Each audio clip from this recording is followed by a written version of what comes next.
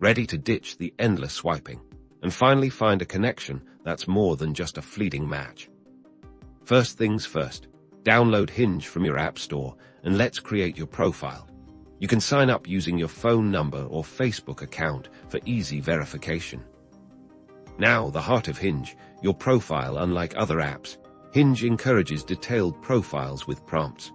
Choose prompts that showcase your personality and interests, answering honestly and with a touch of humor. Think of these prompts as conversation starters.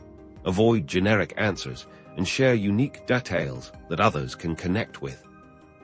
Next, set your preferences. Hinge's algorithm uses these to suggest potential matches, so be specific about your deal breakers and must-haves, but also stay open-minded. Now to the fun part, liking profiles.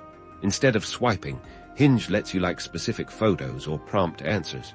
This shows the other person what caught your eye, making your interest more genuine.